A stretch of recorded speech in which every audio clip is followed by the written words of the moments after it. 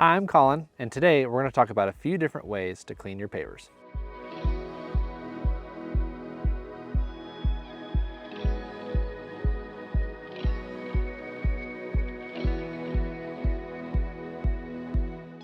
Occasionally, it's pretty common for some weeds to sprout up in the sand joints of your paving stones.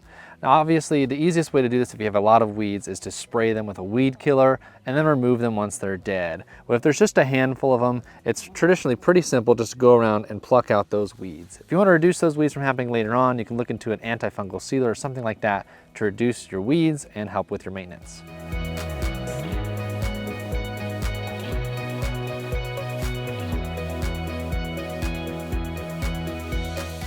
A pretty common thing that people are going to want to clean off their pavers is going to be moss growing in your sand joints. Now, if you just have a little bit of moss, the easiest way and the fastest way to get results is going to be to mechanically scrape away that moss with a screwdriver or a scraping tool. Just make sure when you're scraping it away, you try not to scratch the top of the paving stone and just focus on those sand joints.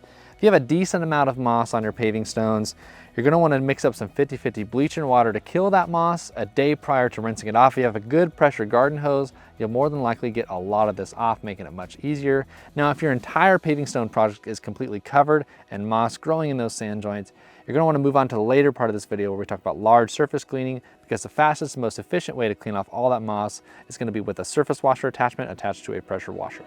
Occasionally, on your paving stone driveway, you can encounter some oil stains from a leak in a vehicle, or maybe near your backyard barbecue, some grease stains from some food. The easiest way to remove those stains is with SEK Surebond's oil extractor. It's a really cool product and super easy to use. All you have to do is apply it to the oil stained area, let it work for about 10 minutes without drying out. If it starts to, you just reapply the product. Then after that 10-minute time frame, you can rinse it away and repeat that process until that oil stain is completely lifted. Super easy, works way better if you scrub it, but you should be left with a really good result after using it once or maybe a few times.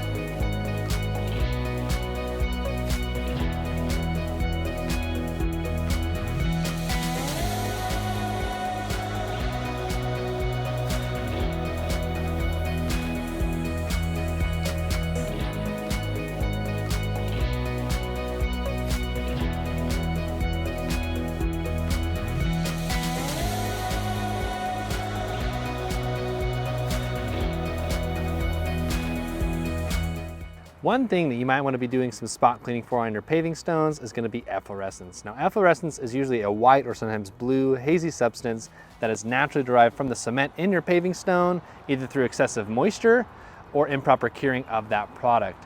Now, the best way to remove efflorescence is to let it be removed naturally through lots of rainfall over periods of time. If you live in a climate where you don't have rainfall or your patio or walkway is covered, then you're only left with a couple options. One of those is washing those paving stones with heavily diluted muriatic acid. Now, we're going to use 19 parts water and 1 part acid. We're going to put it into a watering can. We're going to dump it onto the dry paver surface or small area if you're just doing some really small spot cleaning. You're going to let it sit for 30 seconds to a minute and then rinse it off with water. You're going to want to repeat that process until the efflorescence is all the way gone or it looks better. What you're basically doing is deteriorating the surface of that stone to make it look a couple years old or weathered, but it should look better than the white hazy efflorescence that you could have. Make sure that if you're going to use muriatic acid, you use all the proper PPE, including chemical resistant gloves, safety glasses, a vapor respirator, specifically an N100 vapor respirator, because this is a harsh chemical, and try to avoid metal finishings like galvanizing or powder coating because it can promote rust.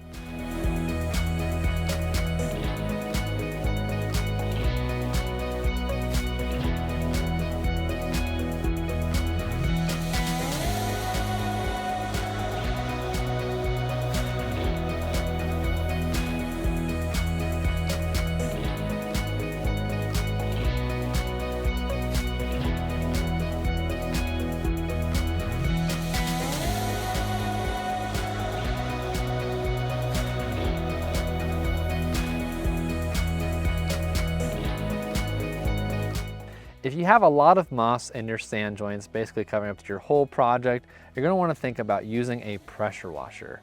Now, A pressure washer, the main thing to keep in mind is that you don't exceed about 2,000 PSI, especially if you have really new or fresh paving stones. These paving stones are a couple decades old. You can most certainly exceed that, but be mindful that you may remove some larger aggregate from those paving stones just because it's a lot of pressure. Now this big pressure washer we have here has adjustable pressure. Not every pressure washer comes with this. We have equipped this with a gauge to ensure that we don't exceed that to reduce the damage to our paving stones. You can most certainly do this with a wand. It would just take a lot of time to be thorough and consistent, but we like to use a surface washer attachment. It uses two heads that distribute that pressure. It's very, very close to the ground to be very, very even. If you move at a nice, slow, and steady pace, you'll be very, very, very efficient in cleaning all of the moss and surface lichen off these paving stones. You'll still need a wand to go back and hit your edges, but you'll most likely be left with a really, really clean project.